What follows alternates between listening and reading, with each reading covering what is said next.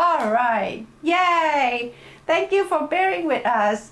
All right. This actually gives me an inspiration to talk about things that life throws at us. Shift in your life or in your life of your family or your community that's going to bring a smile that wasn't already there. So this is Steve. I'm not getting connection. Are they still there?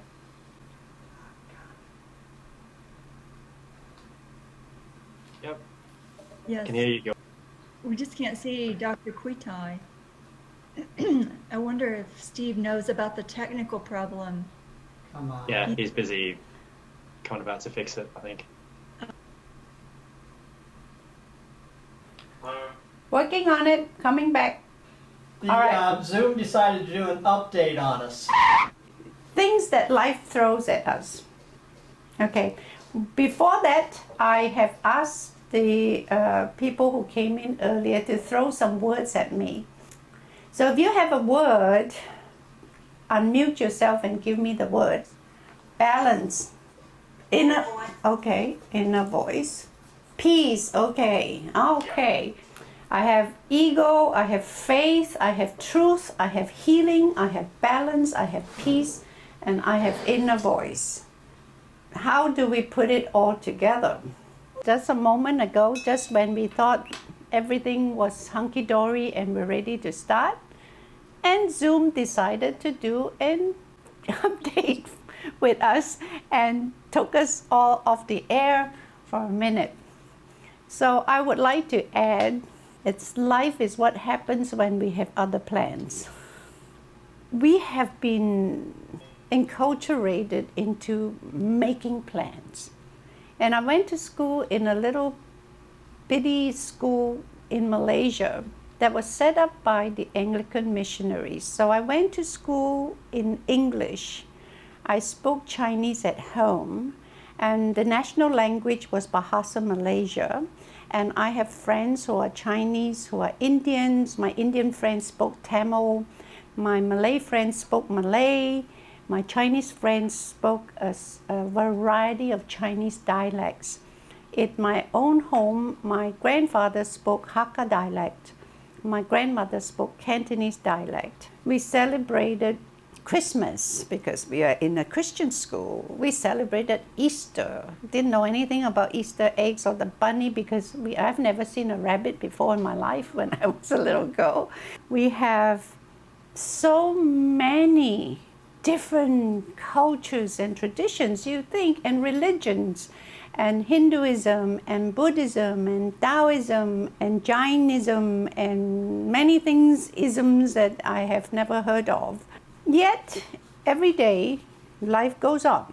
So my father thought it was a good idea to send us to an English language school because the only universities he's heard of are in England. There was maybe one university in Malaya that was just starting up. Since my father had never been to school, his whole life's legacy was to make sure his children got to go to school. There were very few people we have ever known who have been a graduate of a university, so that was like a big deal. So we went to school, and our big goal is to excel in school and to do well and to make plans. And we make these plans that seem just unforeseeable. We can't even imagine. If you've never met a person who's been to a university, how would you know what that's like? My parents would imagine, here's a scholar, here's somebody who's very smart, and because they have to strive to put food on the table, if you have a college degree, you will have a good job. As most parents, we want our children to have better lives than we have. So we get funneled into a plan. You go to school, you excel, you go to college. And the girls, not so much. Girls, in fact, when I was attending a girls' school, many of the girls I went to school with, their life's ambition, if they get to go to college, is to get a degree called MRS, we have these great plans.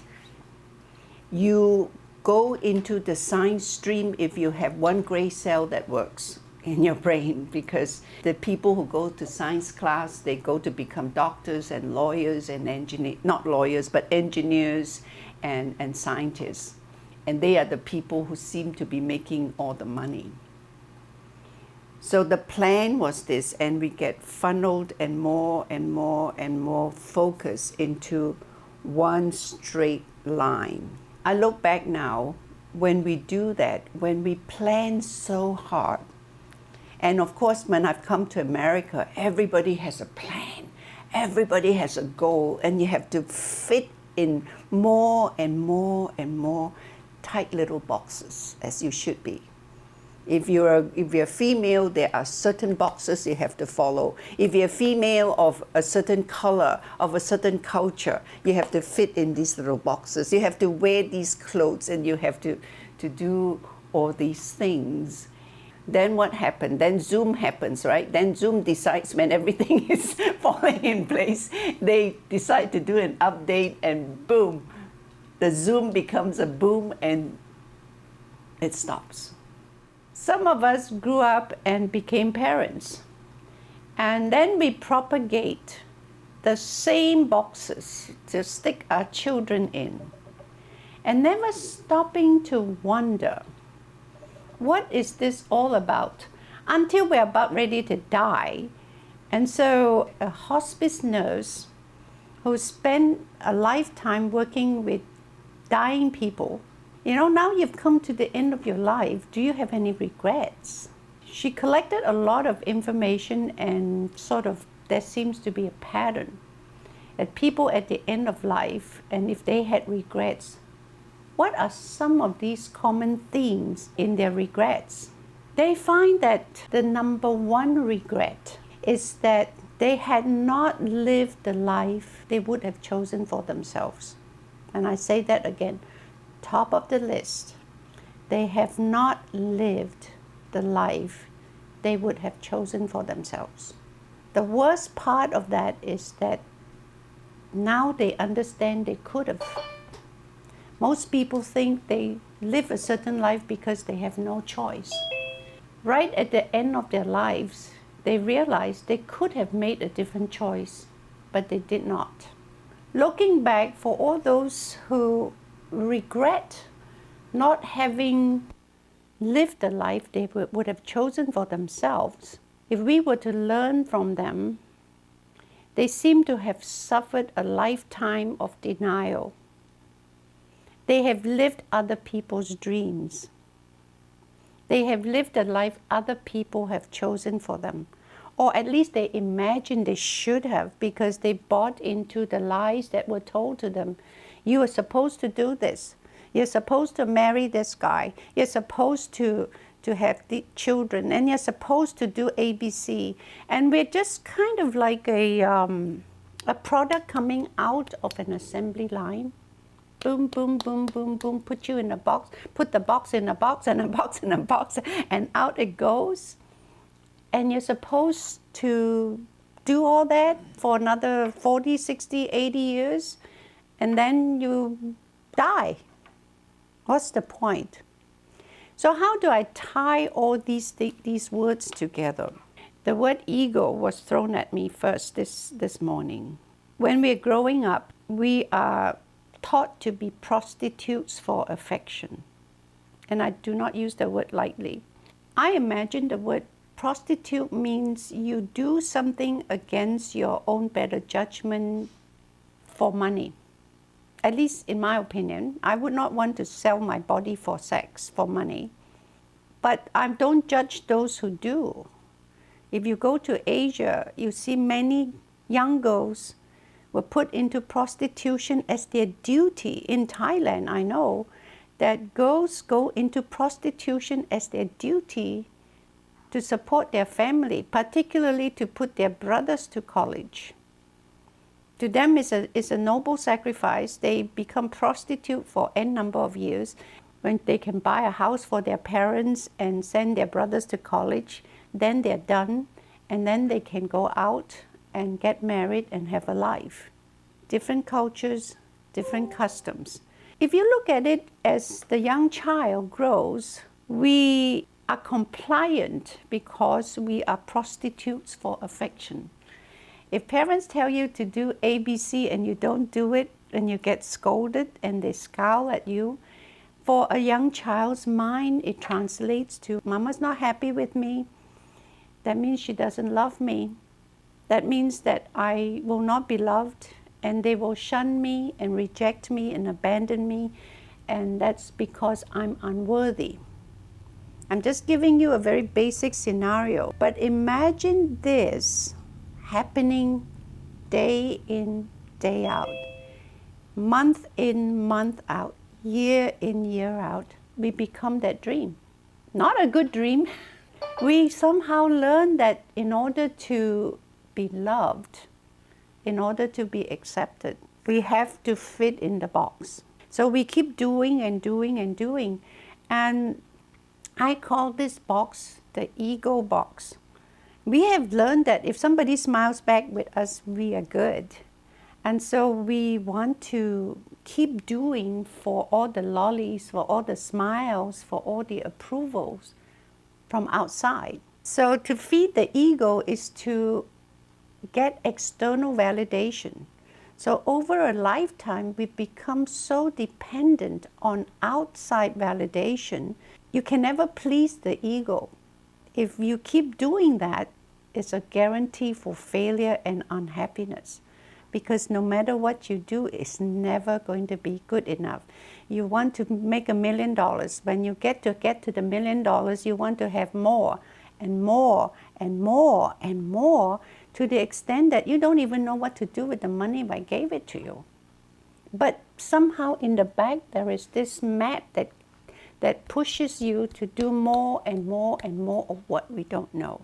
We make a lot of mistakes. We start to make a lot of decisions along the way to feed the ego, which most of the time is against our own best interest.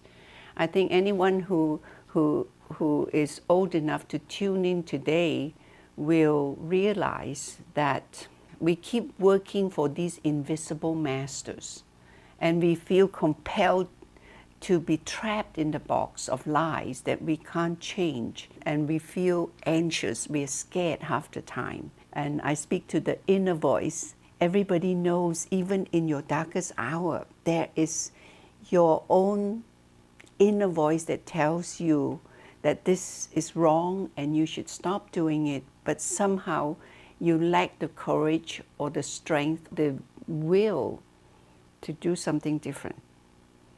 I think if we shut down all the busyness of life, we'll be able to hear our inner voice, which we are wired to know everything that you're ever going to need to be happy is already programmed in your DNA.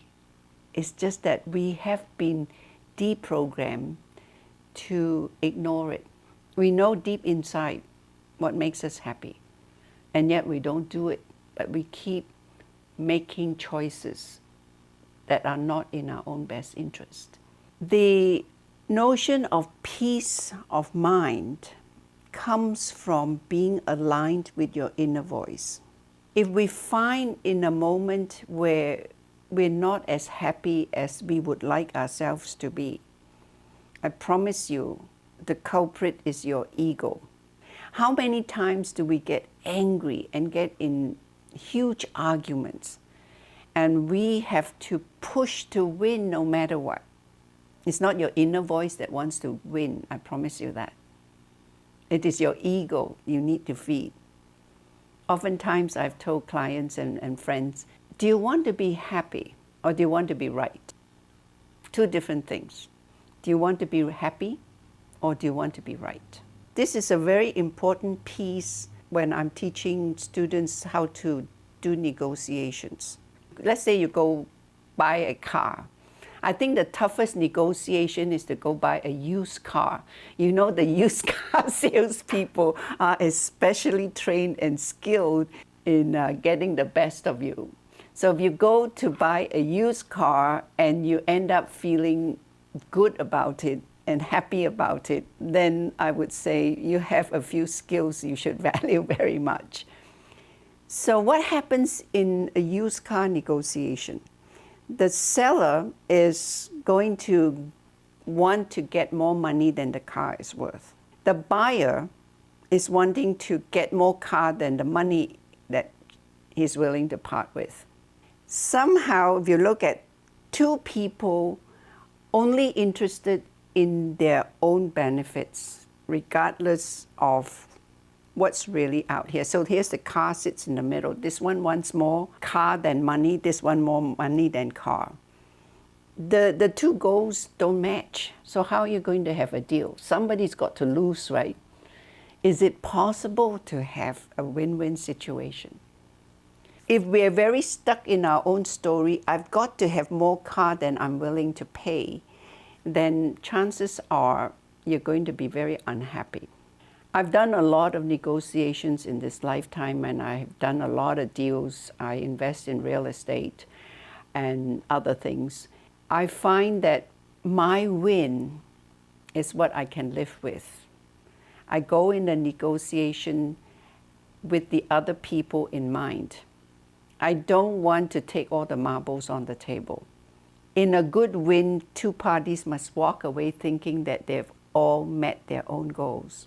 How do we do that? We do that by giving up the ego. The ego says, I win, you lose. The ego stands up there and minds only his own business regardless of other people. We've seen that in current politics. It doesn't work. Somebody gets all the power and say, I'm here by position and you have to do ABC. I'll tell you, in the long run, people will rebel because people are not stupid. So if you keep going to do business and you only want your way, only want to win, it's not going to work. So how can we find balance? How can we find balance in all this so that we can have peace of mind? We are not peaceful because we have no balance. If you have too much of something, you're out of balance. If you have not enough of something, you're out of balance. So life is about keeping things in equilibrium, which means that some days you have to give some, and some days you can take some. But if you live life with the principle that I have to win all the time, that's a lie. Nobody can win all the time. Life is a trade-off. There's no free lunch. That's what I tell my friends and clients. If you want something, you must be willing to give up something for something. Otherwise, there's imbalance. You get away with a material debt. Karma will follow you wherever you go. I don't have to keep score. People use my services and they don't pay. I don't chase because I don't have to collect. The universe will collect. I'll tell you, when the universe collects with interest. Karma follows you wherever you go. So what is this inner voice versus the ego? I call the inner voice your sacred self. The piece of you that is your soul, your spirit, that is perfect, that is ideal. You don't have to strive for perfection. It's already there. Your inner self knows what is right and what is wrong. You know that. Ever walked away from a deal and you just feel sick to the stomach? Either because you feel you've been abused and taken advantage of, or you feel guilty because you've taken more than you should. There's a little voice that say, that's not good. Right? Little bits will come back and bite you. So in order to have peace within ourselves, I believe we have to know what our truth is to think you are. And I find that most people make bad choices because they don't know what to say yes to. Then you say yes to everything. If you know what to say yes to, it is very easy to say no to the things that don't fit. For example, one day my husband and I came out of a restaurant. got in the car and I said, how much did we spend on the meal tonight? And Steve doesn't look at it, he pays the bills and said, I don't know. So he gave me the receipt. And I looked at it, I said, that's not right. We went to a barbecue place. As some of you remember, in Roanoke, there's this wonderful barbecue place. And I said, they did not charge me for the barbecue chicken I ate. They only charged me for the ribs you ate. So he said, what are you going to do? I said, stop the car, I'm going to go back and pay for it. So I went back, had to go in line, got to the cash register, and I'm explaining. These people, maybe they see this Chinese face, they think I don't know how to speak English. And I'm showing the lady the bill. I said, I owe you some money. And she didn't understand. She thought instantly that I was there to complain that she's made a mistake, that she's overcharged me. I said, no, ma'am, you did not charge me for the barbecue chicken I ate, and I'm here to pay for it, so please charge me for the chicken. She didn't know what to do. Then the manager comes up, then the people behind me are looking at me, and I explained to the manager, I said, long story short, I said, you don't have to adjust this bill, just ring up a new bill for chicken I ate. If you want to treat me, fine, but not today. Today I have to pay for my meal because I ordered it and I should pay for it. $6.95. And the manager, this has never happened before. And the lady at the cash register said, this is crazy. Who does that? I said, I do. I said, I will not sell my soul or my integrity for $6.95. Your inner voice must be attended to, and you may think it's $6.95. But to me, it's my personal worth, my integrity. And if I don't deal with that a little bit at a time, you will corrupt your integrity. You will corrupt yourself. If it's, never mind, it's only one time. You know, there's only one time, every time, there is only one time. And soon you will become a dishonest person. Somebody has to pay for that chicken. The manager didn't eat the chicken, I did. The universe will keep score. So this notion of karmic debt is vital to our own peace of mind. It's not a Sunday get dressed up, go to church and fess up your sins and promise to be good only to do it again next week kind of thing. It follows you every moment of your life. You can't live crooked and think straight. If you want to live straight, you live straight, period. You can't be one person to this person and another to another. You only have one life. If you lie by any other color, you still lie. Your inner voice knows. Your truth knows. So I come to the other two words of faith and healing. Those are small words, but with huge meaning. I'll first start with the word healing. Why do people need to heal? I know my students was, oh my gosh, she used the word she tells us to delete from our vocabulary. Why do we? I said, we don't ask why most of the time.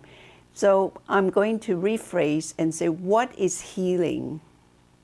And what does it do for us that we strive to achieve it? The word heal, H-E-A-L, comes from the meaning of becoming whole. It's similar to the word to integrate. In math, the word integer is a whole number. So when people say, I need to be healed, I would say it follows that the meta message is, I am broken. My hard drive has been fragmented. It's not working very well because parts of me have been broken. I know they've been broken because they're not working as well as they should. And sometimes it takes us a whole lifetime of finally able to say, I have parts that are broken and I need to fix and I need to be healed, to be whole again. I see the word heal as being more esoteric than to be cured. People don't go see the doctor until parts of them don't work. by which time, in many instances, it's kind of late. It's too broken. It's sort of like you look around the house and you see, oh, there's a crack in the wall. Oh, never mind, the rain isn't coming in just yet. Then you see another crack in the wall and you say, oh, never mind, the house still stands. One of these days you come home and the whole house has collapsed and you wonder why. So we don't attend to the little things when they need to be attended to. We will accumulate them, and when you reach enough of a critical mass, a disaster would happen. And I said, I'm not political, but I must address this. People say one vote doesn't count. Oh, it's only one. There are millions of voters out there. I don't care. I want to sleep in today. I'm not going to go to the polls. Sometimes it's that one vote that's going to decide who is going to be your leader. Yes, it counts. And we must make it count.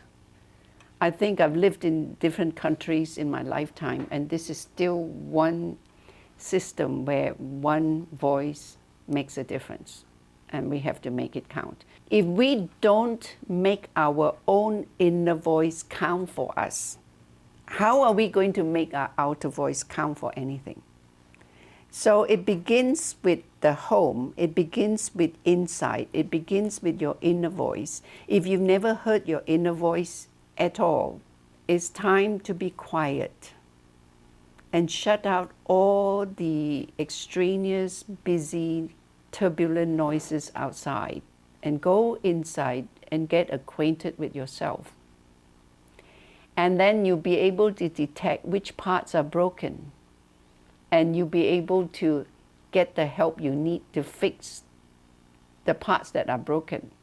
Now, I say this is very important. If we feel that we've been fragmented and we need healing, please go find the right solution.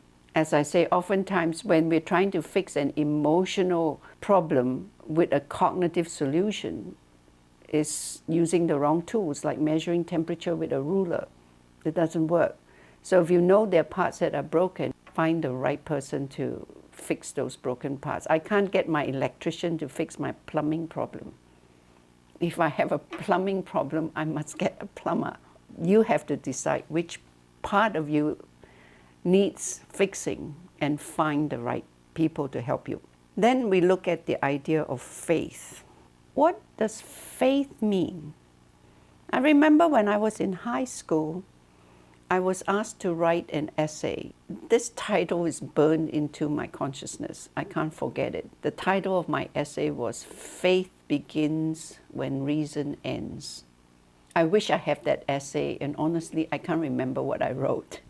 I only remembered the title, Faith Begins When Reason Ends. My understanding of faith is this. Most of us are taught to believe in things that are proven, scientific facts. We've seen it, we've heard it, we've touched it, we have tested and retested it. This is the way it is, and there's no other way. And that's the first fallacy in a scientific argument. Good science is constantly changing. What you have proven today needs to be disproven tomorrow. That's good science. If you say, well, you know, somebody's gone to the moon and come back and has proven that the moon is made of green cheese.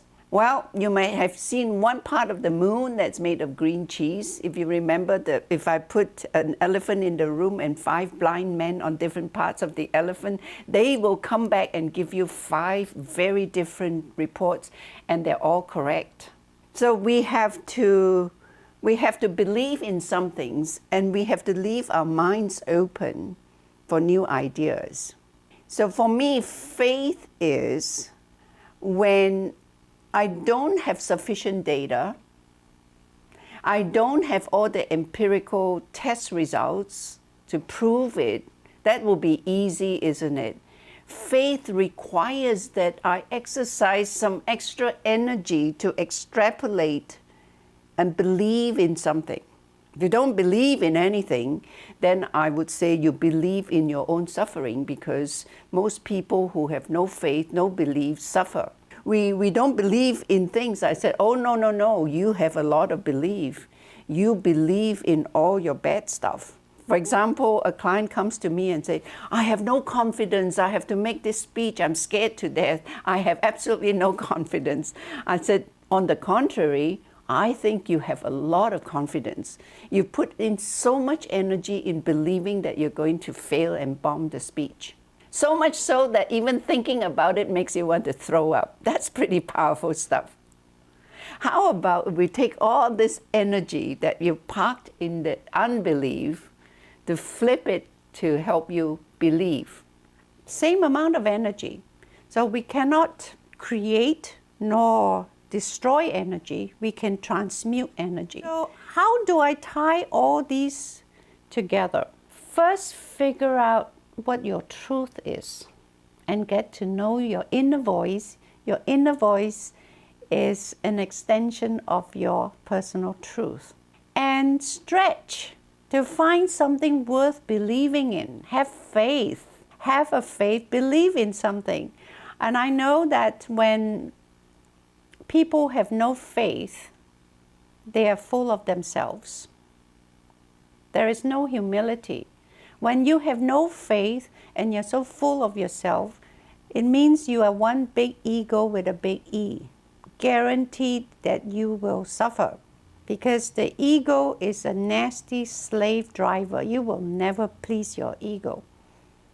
That's why I say, if you have a big ego and no faith, if that be your truth, then I can predict very confidently that you will live a life of strife and suffering.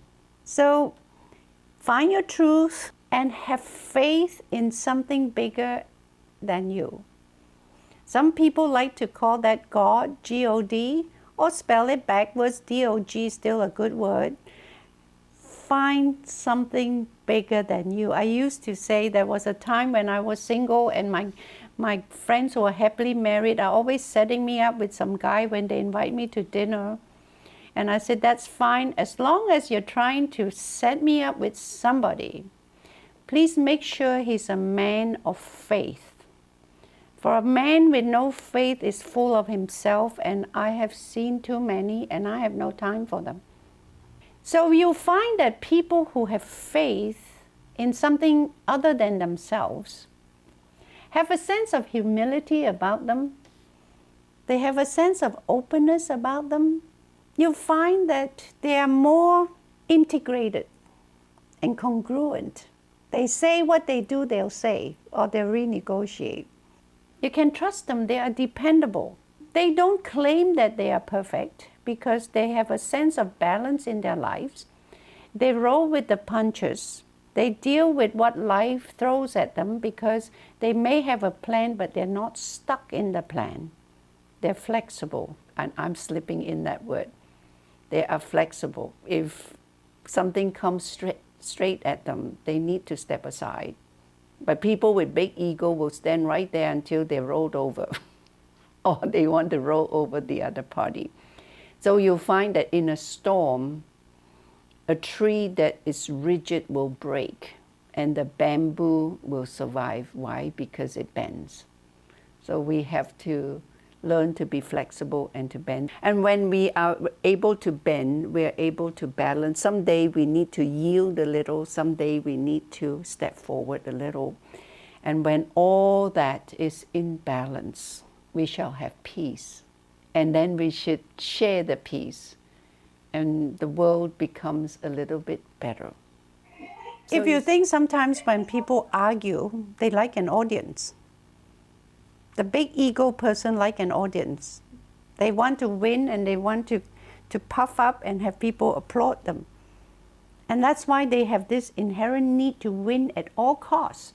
Even though everybody else is dead and there's no one left in the battlefield to applaud them, they still want to win and put that flag right in the middle of dead bodies. Because with no audience, there is no glory for them. A deal has to be balanced. Right? If you feel that, hey, I ran away, you know, my car was only worth $2,000 and he paid me $5,000, yay! And I said, you should be very scared, woman, because karma will come and catch up with you. Right? So we don't want to do harm to other people, but we are also not responsible for other people's choices. So when we go in a deal, you have to decide what's fair, and then you can stick to your guns. What else are you willing to give? You don't want to walk away feeling that somebody has stripped you naked either. You need to be able to stand tall and say, look, you have a chance to examine it. I'm no mechanic. It's buyers beware. You did not do anything to deliberately cheat the guy. That's why it's so important to have your truth. I'm an honest person. Here's a vehicle. Here's the fair price. You can buy it or not buy it. I'm not cheating you. That's why it's so good to know what you subscribe to. For me, it's very easy. I have 3 very simple values. Integrity means honesty with responsibility. Compassion means kindness in action. And humor, need to be able to laugh about it. I think one course that is missing in all public school education is a course in emotional competency. Not intelligence, but competency. Because intelligence you can't teach, competency you can. Is to teach children how to express how they feel. At least I can only address my experience growing up. We do not have the currency for expression. We do not have the language, the words, and most importantly, we don't have role models to teach us that it's okay to cry, it's okay to laugh. We've only been taught that it's okay to laugh, but it's not okay to cry because other people are uncomfortable. And we have been taught to give up our right to express. And we need to teach children words. Oftentimes I get very highly successful executives in my office, and I ask them, tell me how you feel. They look at me like I'm speaking a foreign language, and I say, I can speak other languages. Do you want to express it in other languages? I can accommodate that. But how do you feel? And they're stumped. They can give you 10 sentences about what they think about something, but they cannot say how they feel about something. So we need to teach our children an emotional vocabulary with the power to express. We are often squelched in our ability to express or our safety for expression. If you don't say what I think you should say, you are in danger because I'm going to do something to you, kind of stuff, in many different varieties of that tenet. I think it would be wonderful we can offer a class on emotional competency at any level. Let's clear our minds, sit back, relax, and take a deep breath. And breathe in all the love in the universe. And allow a ray of light come in from heaven, gently touching you on the top of your head. And just relax into the chair that you're sitting in. And relax your body, allowing this divine energy to come through from heavens into your body. And you feel this love traveling through your whole body, pushing out all the fears that you may have carried in the past 24 hours or the rest of your life prior to this. Just relax and let this light penetrate your consciousness. And to remind you that you are divine, that you are worthy, that you are loved, that you are lovable, and you have a right to feel and to say how you feel. Now say after me to yourself, I am, say your name, I am loved. I am lovable, and I am good enough because I can be, because I want to be, because I choose to be. And I trust this to be my new truth. And I have every faith in this trust. And I feel balanced. And I'm in touch with my inner self and my inner truth. And I'm going to push aside this ego that does not serve me. And I have peace. Say, I accept. Take a deep breath and gently open your eyes. Well, there you have it. I wish you all a wonderful, peaceful, balanced week, and allow yourself to have as much joy as your heart desires. Thank you.